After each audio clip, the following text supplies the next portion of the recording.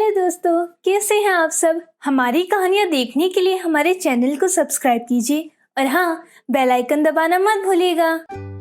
यह कहानी सीमा नाम की एक गरीब महिला की है। सीमा का एक पुत्र जगदीश जो 5 वर्ष का था। सीमा के पति की एक दुर्घटना में चलते मृत्यु हो गई थी। इसीलिए सीमा अपने पुत्र का पालन पोषण करने के लिए खुद कार्य करती थी। सीमा शादी से पहले एक सैलून में हेयर कटिंग का कार्य करती थी, जिसका सीमा को बहुत अच्छा अनुभव था। सीमा जिस गांव में रहती थी वो एक छोटा सा ग्रामीण इलाका था, जहां एक भी सैलून नहीं था। एक दिन सीमा बाजार से कुछ सामान ले रही थी कि सड़क के किनारे एक बंद दुकान, जिस पर लिखा था कि ये दुकान किराए पर देनी है। अरे, ये दुकान तो गांव के बीचों बीच वाले स्थान पर है, मैं यहाँ अपना सैलून चला सकती हूँ। तभी दुकान का मालिक राकेश सीमा के पास आता है। अरे, आप हैं कौन और ऐसे मेरी दुकान के पास क्या कर रही हैं आप? क्या ये दुकान आप किराए पर देना चाहते हैं? हाँ, ये दुकान मुझे किराए पर देना है। मुझे चाहिए ये दुकान, मैं यहाँ अपना एक सैलून खोलना चाहती हूँ। कितना किराया लेंगे आप? अच्छा, तो 5,000 रुपये लूंगा किराया आपसे। 5,000 तो बहुत है, मैं एक गरीब औरत हूँ, मैं इतना पैसा नहीं दे पाऊंगी। ज्यादा से ज्यादा 2,000 दे सकती हूँ बस। ठीक है। राकेश और सीमा के बीच बातों में राकेश अपनी दुकान सीमा को किराए पर देता है। अगले दिन सीमा अपनी पेटी इजार सभी को लेकर सैलून के पहले दिन की शुरुआत करती है। शुरू में सीमा के पास कोई नहीं आता बाल कटवाने। आसपास के दुकानदार सीमा को सैलून में देखकर हंसते हैं, उसका मजाक बनाते हैं। तभी सीमा के सैलून में एक महिला प्रवेश करती है और कहती है, मेरे बाल बड़े हो गए हैं, इनको थोड़ा ठीक कर दो। जी, आप कुर्सी पर बैठिए ना, अभी ठीक कर देती हूँ। सीमा उस महिला के बाल काट कर ठीक करती है और वो महिला प्रसन्न होकर सीमा को कुछ पैसे देकर वहां से चली जाती है। सैलून का पहला दिन और एक ही ग्राहक से सैलून की शुरुआत हुई। रात को सीमा घर आती है। माँ, आपका सैलून का दिन कैसा था? पुत्र, अभी तो हमने सैलून खोला है, धीरे धीरे ग्राहक आएंगे। कई दिन बीत जाने के बाद सीमा का सैलून अब बहुत अच्छा चलने लगा था। लोग सीमा के सैलून आते थे, ग्राहक बढ़ने लगे थे। एक दिन सीमा अपने सैलून में, मेरा भी ये सैलून तो काफी चलने लगा है, लोग भी बहुत आने लगे हैं। बस भगवान इसी तरह मुझ गरीब पर अपनी कृपा बनाए रखे और मेरा ये छोटा सा कारोबार ऐसे ही चलता रहे। गांव के लोग भी सीमा के इस कार्य से काफी प्रसन्न थे। एक दिन अचानक सीमा के सैलून के ठीक सामने वाली दुकान में कालू नाम का एक व्यक्ति अपना एक सैलून खोलता है। ये सीमा का सैलून तो कुछ ज्यादा ही चलता है, सारे ग्राहक उसी की दुकान में आ रहे हैं। मैंने इतना आलीशान और बड़ा सैलून खोला है, फिर भी मेरे सैलून में कोई ग्राहक क्यों नहीं आ रहा है? कई दिन यूं ही गुजर जाते हैं। हमेशा की तरह सीमा के सैलून में ग्राहकों की भीड़ लगी रहती थी और इधर कालू के सैलून में एक भी ग्राहक नहीं आता था। कालू अपने सैलून में ग्राहकों को बुलाने के लिए कम दामों में कटिंग शेविंग का प्रस्ताव रखता है। ये देखकर धीरे धीरे सारे ग्राहक कालू के पास आने लगे। कालू की ग्राहकी बढ़ने लगी। सीमा ये देखकर परेशान हो जाती है। सीमा कालू के सैलून में आती है।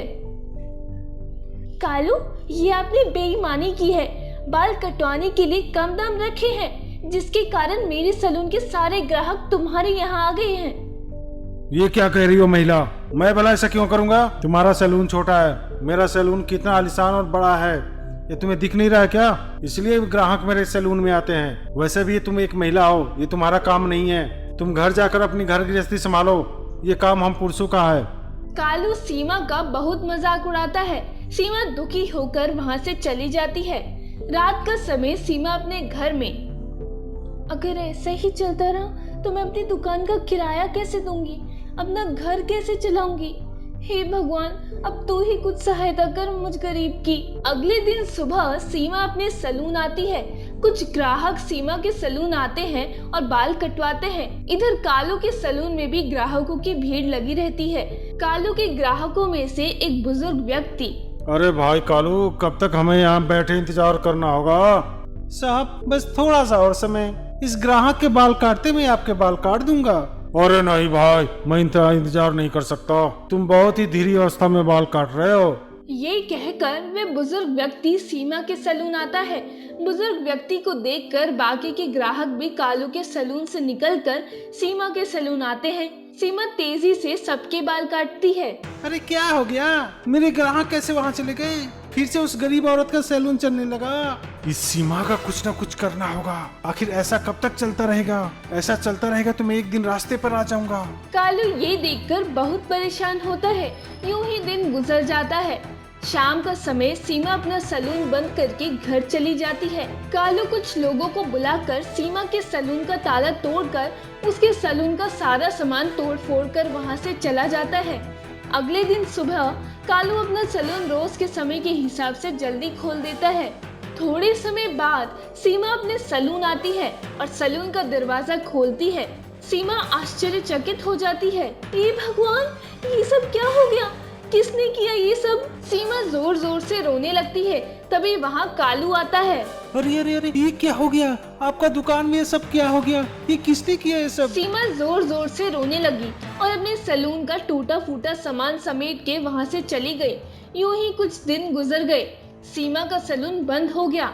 इधर कालू के सैलून में भी कोई ग्राहक नहीं आते थे। कालू एकदम से परेशान हो गया।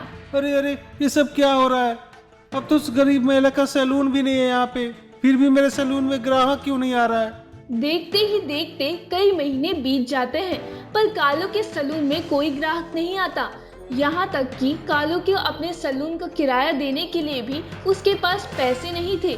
तभी कालू को एहसास होता है, मैंने उस महिला के साथ बहुत बुरा किया है। शायद इसी गलती की सजा मुझे भगवान दे रहे हैं। कालू अपने किए पर बहुत शर्मिंदा था और वो सीमा के घर आता है। अरे कालू, तुम यहाँ? मैंने तुम्हारे सैलून में तोड़फोड़ करवाई थी ताकि मेरा सैलून अच्छा चले, पर भगवान ने मेरे किए की सजा मुझे दे दी। मेरे सैलून में एक भी ग्राहक नहीं आता, मुझे माफ कर दो। सीमा कालू को उसकी गलती के लिए माफ कर देती है।